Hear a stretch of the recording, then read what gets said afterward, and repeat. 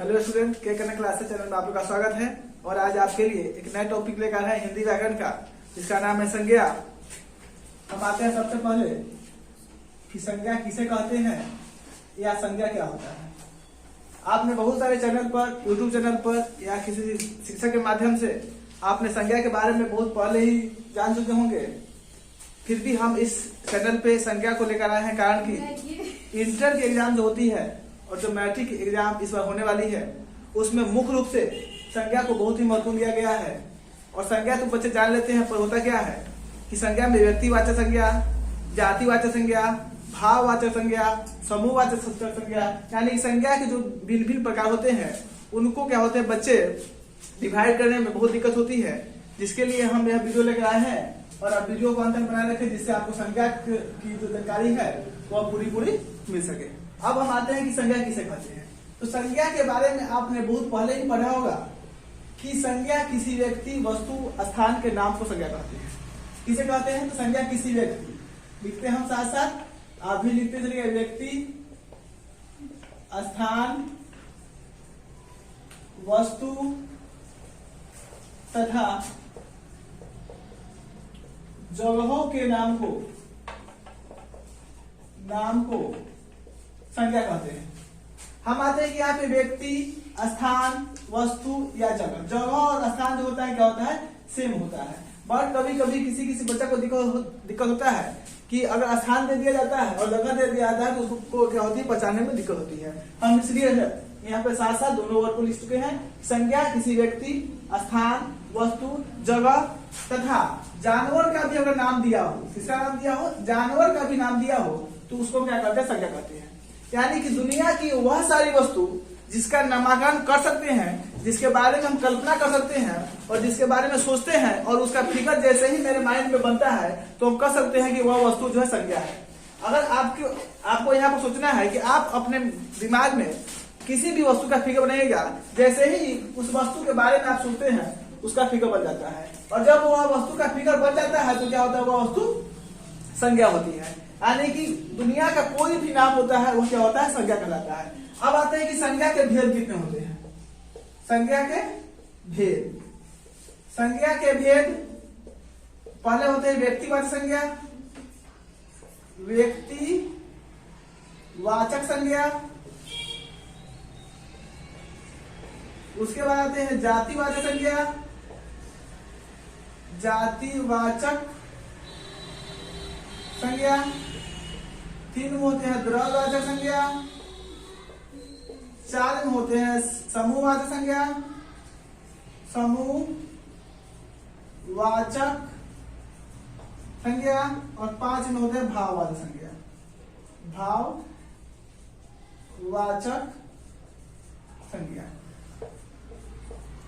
यानी कि व्यक्तिवाचक संज्ञा, दो में जातिवाचक संज्ञा, द्रव्यवाचक संज्ञा, समूहवाचक संज्ञा और भाववाचक संज्ञा। यानी कि आपके एग्जाम के लिए जो महत्वपूर्ण टॉपिक होने वाली है यही पांच होने वाली है। यानी कि व्यक्तिवाचक संज्ञा, जातिवाचक संज्ञा, द्रव्यवाचक संज्ञा, समूहवाचक संज्ञा और भाववाचक संज्ञा।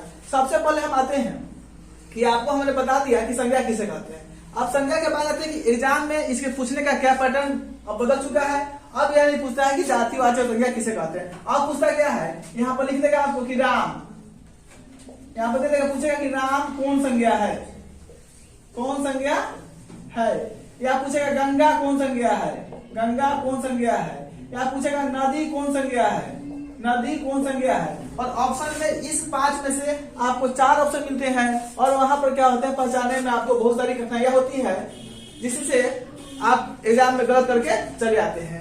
आपको नहीं विश्वास है तो जी हाँ, जाकर आप इंटर की और मैट्रिक का जो मॉडल सेट अभी आया हुआ है उसमें आप देख सकते हैं, यह सारे वहां पे क्वेश्चन जो है बहुत सारे पड़े हुए हैं, और वहां पे आपकी क्या होती है, गलती होती है। हम इसी गलती को सुधारने के लिए आपके लिए यह वीडियो लेकर आए हैं, जिससे यह गलती दोबारा आपसे नहीं हो सके। हम आते हैं सबसे कि व्यक्तिवाचक संज्ञा किसे कहते हैं, यानी कि होता क्या है व्यक्तिवाचक संज्ञा।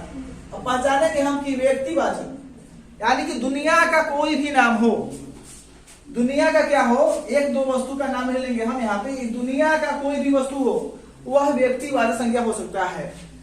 दुनिया का कोई भी वस्तु होगा उसका नाम होगा, जैसे ही उसका नाम होगा तो वह जो वस्तु होगा वह क्या होगा, व्यक्तिवाचक संज्ञा होगा।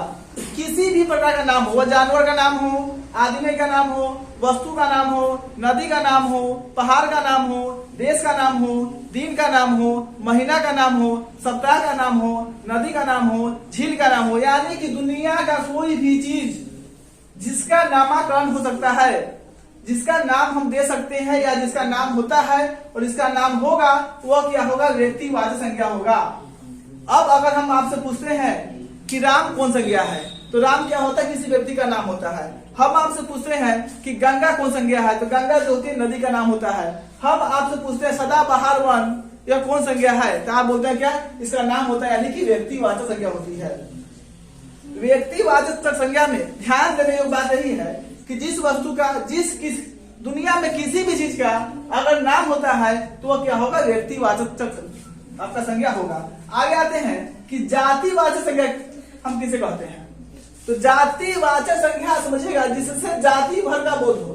किसका बोध हो, जाति भर का बोध हो, जाति भर का बोध हो, उसे हम जातिवाचक संज्ञा कहते हैं। अब आते हैं कि सर जाति भर का मतलब क्या होता है, तो हम आपको बतला देना चाहते हैं कि अगर किसी भी वस्तु का नाम होता है तो वह किसी न किसी जाति के अंतर्गत में आता है। जैसे मान लीजिए कि सदाबहार वन, यह वन है लेकिन इसका नाम दिया गया तो यह वन जाति के अंतर्गत में आता है। अगर मान लिए राम है, क्या मान लिए राम, राम क्या है, नाम है। श्याम क्या है, नाम है। आपका नाम क्या है, मान लीजिए काजल नाम है आपका, तो क्या हो गया, काजल क्या है, नाम है। राम है, श्याम है, काजल है, वरुण है, कुछ भी मान लीजिए यहाँ पे क्या है, नाम है। जब यह नाम है तो इसमें क्या होगा कि यह काजल जो है ये लड़की हो जाती है, क्या होती है, लड़की होती है। राम जो होता है क्या होता है, लड़का होता है। यहाँ पे कुत्ता का नाम क्या रखता है आदमी, टॉमी रखता है, तो टॉमी किसी का नाम है बट है क्या, यह कुत्ता है। तो यह कुत्ता जो होगा, यह लड़की जो होगा, यह जो लड़का होगा, यह सब जाति के अंतर्गत में आता है, यानी कि यह जो होगा यह जातिवाचक संज्ञा कहलाएगा। यानी कि किसी का नाम नहीं दिया हो, किसी का नाम नहीं दिया हो, वह क्या होगा, जातिवाचक संज्ञा के अंतर्गत में आएगा। यानी कि जैसे सीधे पूछे नदी कौन संज्ञा है, तो नदी पूछे तो उससे पूरे नदी भर का बोध होता है।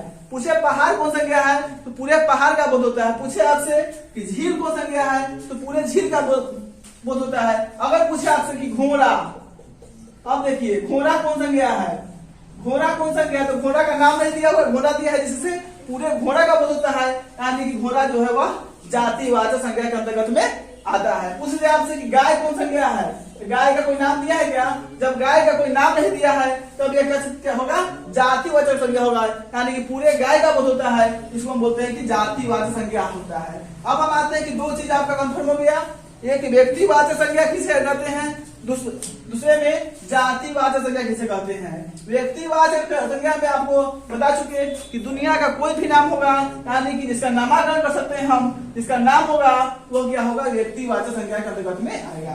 दूसरा क्या बताएं कि जातिवाचक संज्ञा जिससे जाति भर का बोध हो। लड़का बोले तो पूरे लड़का का बोध हो, लड़की बोले तो पूरे लड़की का, घोड़ा बोले तो पूरे घोड़ा का, गाय बोले तो दुनिया में जितना गाय है वो सब का बोध होता है, कुत्ता बोले तो पूरे कुत्ता का बोध होता है, यानी कि जातिवाचक और व्यक्तिवाचक आपका क्लियर हो गया। अब हम आते हैं कि द्रव्यवाचक संज्ञा किसे कहते हैं, द्रव्यवाचक। ध्यान दीजिएगा यहाँ पे, ये एग्जाम में बहुत ही महत्वपूर्ण टॉपिक है, जिससे एग्जाम में 5 नंबर का ऑब्जेक्टिव आपका क्लियर हो सकता है।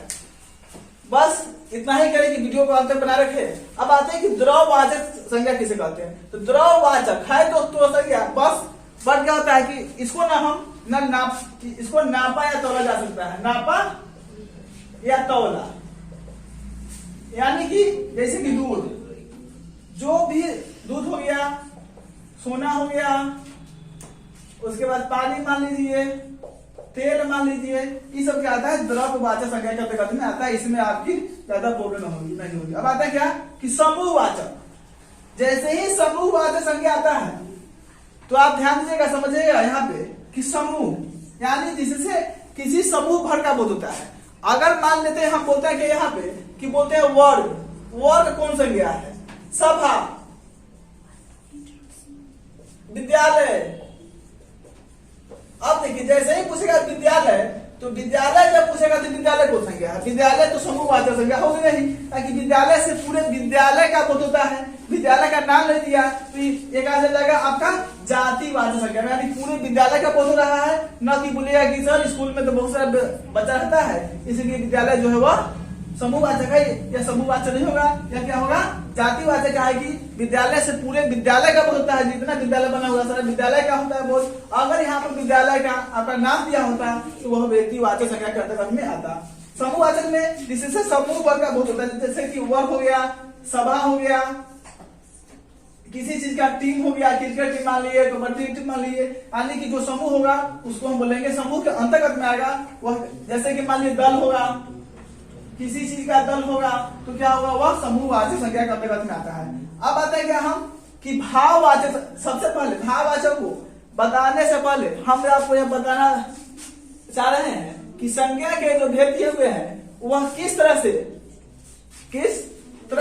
आपको यह क्रम भाई याद हो जाए। तो आप यहाँ पे देखिएगा व्यज 10 भाव, व्यज 10 भाव। कभी कभी क्या होता है एग्जाम में दे देगा कि संज्ञा के भेद लिखा रहेगा और आपको बोलता क्या है कि उसको क्रमानुसार आप सजाइए। तो व्यज 10 भाव से क्या आते हैं तो दिखेगा व्यज से होता है व्यक्तिवाचक संज्ञा, ज से होता है जातिवाचक संज्ञा, द से होता है द्रववाचक संज्ञा, स से होता है समूहवाचक संज्ञा और भाव से होता है भाववाचक संज्ञा। आप संज्ञा को भेद को न याद करके इतना ही याद कर सकते हैं कि संज्ञा के भेद कितने होते थे व्यज 10 भाव, व्यज 10 भाव, व्यज से व्यक्तिवाचक संज्ञा, ज से जातिवाचक संज्ञा, द से द्रववाचक संज्ञा, स से समूहवाचक संज्ञा, भ से भाववाचक संज्ञा। अब आते हैं हम कि भाववाचक संज्ञा हम किसे कहते हैं।